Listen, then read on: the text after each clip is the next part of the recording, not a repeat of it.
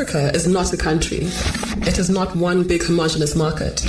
It is filled with thriving and some of the world's fastest growing economies. To find out more, log on to www.africabusinessradio.com. Africa Business Radio, towards a profitable Africa. So my name is Adetunji Omotola. I'm the presenter of Africa Now, and this show looks at trends in Africa. And we're very excited about what you guys are doing in Durban, bringing people together. The first time ever in Africa that, a country is hosting almost like the World Cup of telecommunications.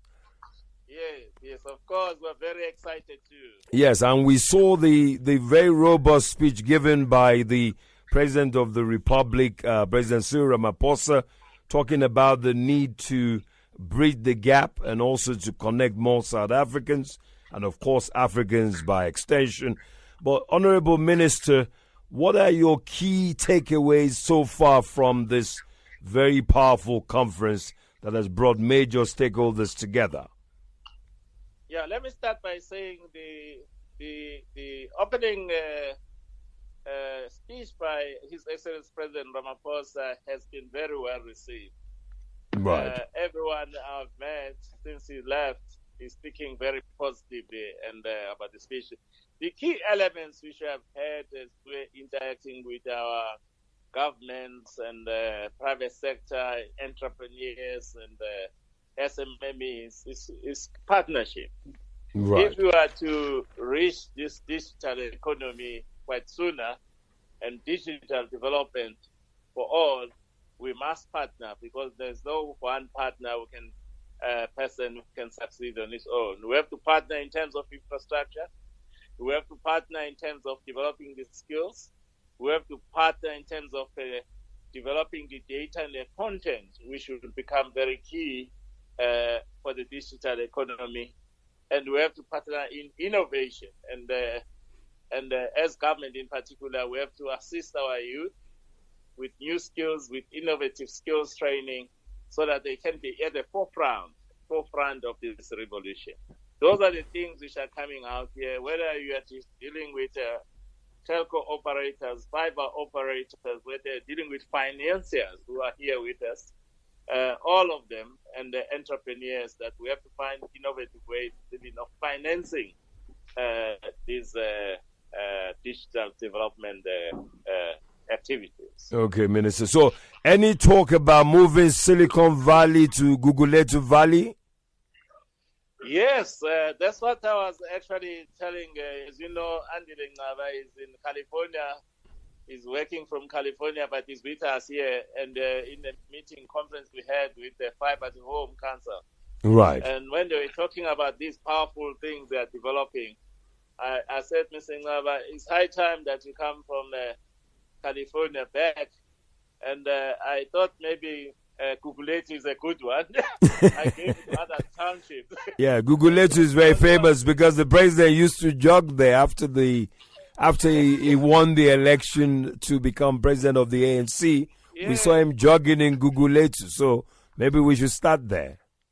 Yeah, but what the sense I'm getting from the conference and with all the African leaders and those who come from developing countries and developed countries, yes, sir, is that we have to share experiences on how to connect the unconnected. Right. The unconnected are in those areas. They're in our township, they're in our rural areas, they're in a hard-to-reach area. Right. They are the youth, they are the women, and they are the farmers. So those are the people who need to be connected, and we have to find innovative ways of collaborating and ensure that we share infrastructure, we share technologies to make sure that they are also connected. Just an example, I was very impressed, in these stands here, people were doing exhibition.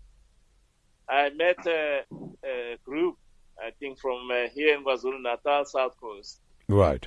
And they gave me a card and they are selling bees. Right. And I said, what's the problem? Are you training bees with technology? They say, yeah, they are bees, they don't bite people a lot.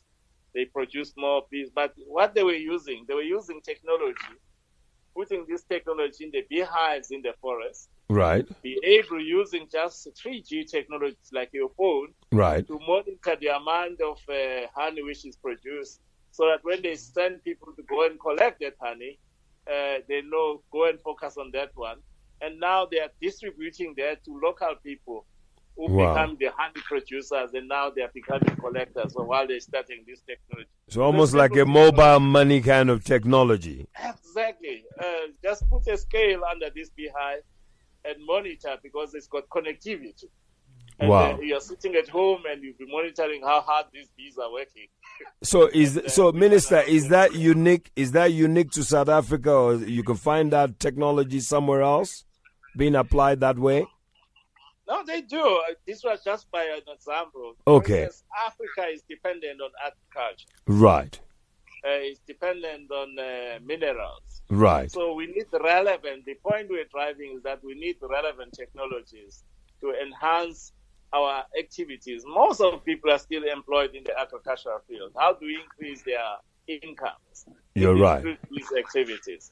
If you check, for instance, one of the entrepreneurs who received a global award last year in South Korea, yes, was a young South African who was doing with the Internet of Things, yes, for mining and making our mining safer using technology and Internet of Things. So those are the things and innovation which are actually encouraging, and that's why we're very proud that we managed to bring about 50 SMMEs, small businesses, who are actually showcasing their technologies here in Durban. This is a very fascinating insight. But Minister, we can't talk about technology without talking about costs of technology. And I know that the President alluded to data costs.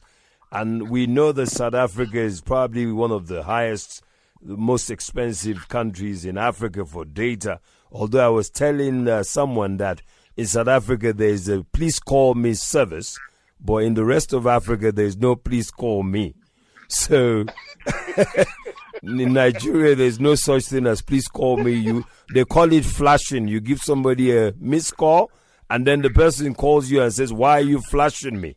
So, so what we want to find out is what are you telling these service providers in terms of reduction?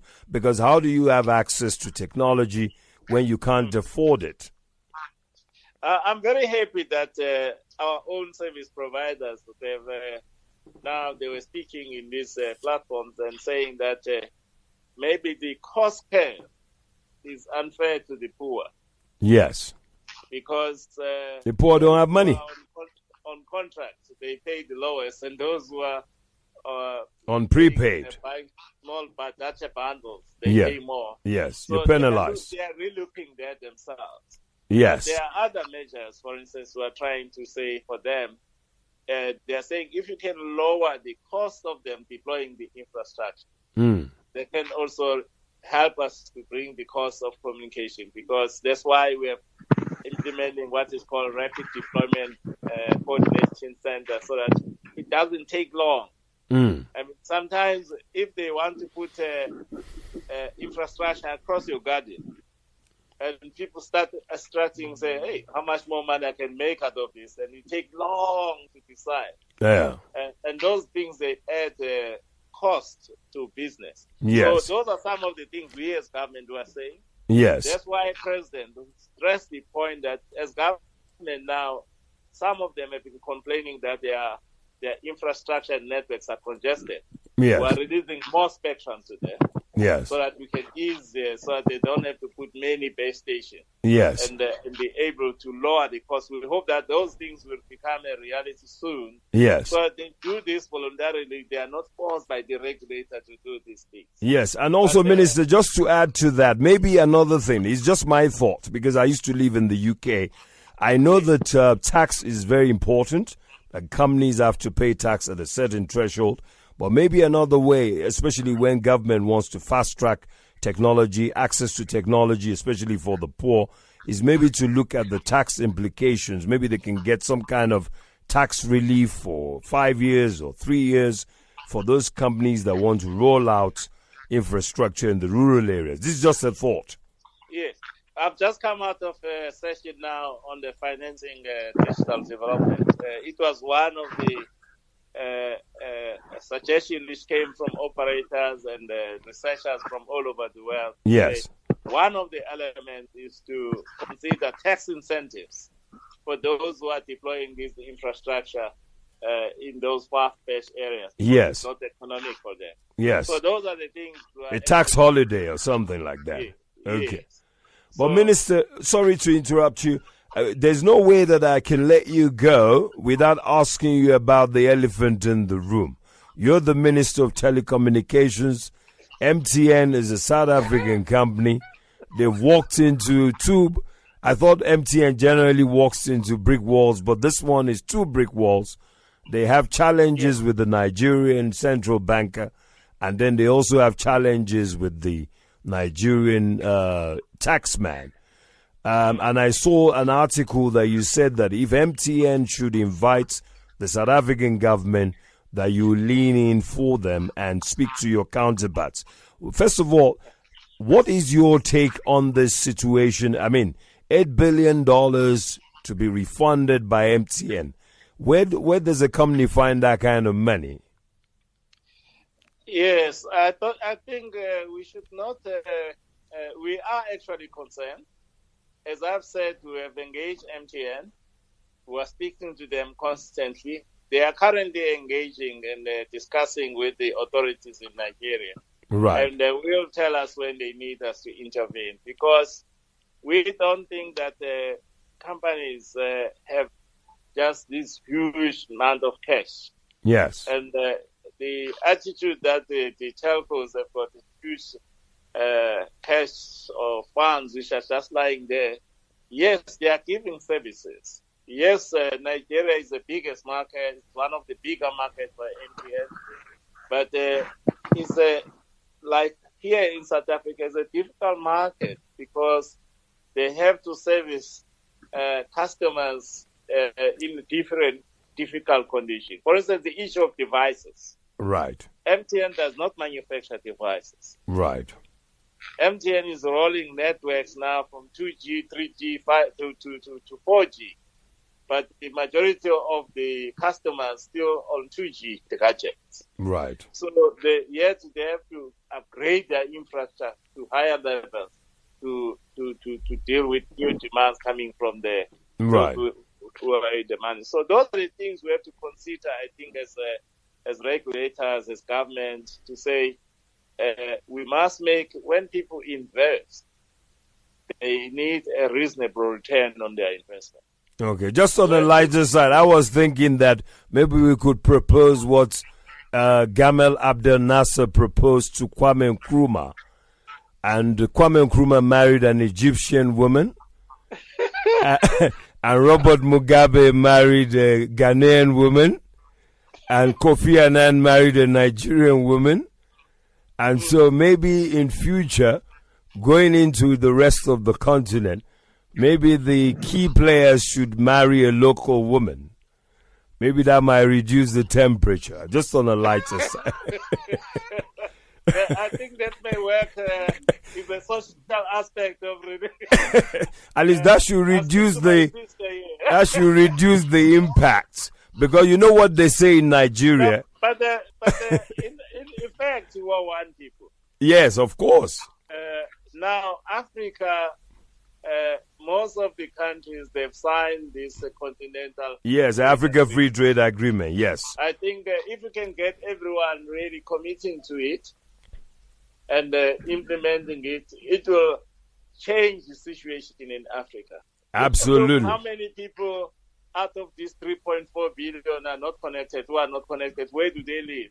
Absolutely. Most of them are living here in Africa and a part of the other developing world. Absolutely. So we have to make the ease of doing business to be much more better here in Africa if we are to connect the unconnected. Absolutely. If we are to leapfrog our economies to digital economies.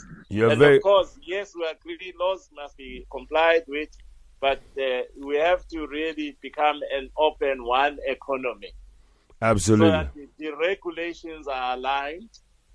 When you invest here or invest in other country, you find more or less similar regulation or legislation. Absolutely. Because we are putting the infrastructure not only in one country but across countries. So those are the things. But I like your suggestion. Well, they said it reduces the temperature. I'll put it among we've got many. Yeah, you can put that proposal forward, and please credit me with the idea, because Mr. Minister, Honorable Minister, before you leave, I was doing an analysis and I saw that the four great African men, Kwame Nkrumah, Robert Mugabe, Kwame Nkrumah, Robert Mugabe, Kofi Annan, and Nelson Mandela, what do they all have in common? They all married foreign African wives. And look at what that has done for their profile. So thank you so much, Honorable Minister, for coming onto Africa Now. Long live our heroes, long live. Absolutely. God bless you, Minister. Enjoy the rest of the conference. I'm sure you're having a wonderful time. Thank you for hosting the ITU. Thank you, sir. God bless. Okay, sir. Thank you, sir. Exploring the African narrative, leading the conversation, and enlightening our listeners. Africa Business Radio, towards a profitable Africa.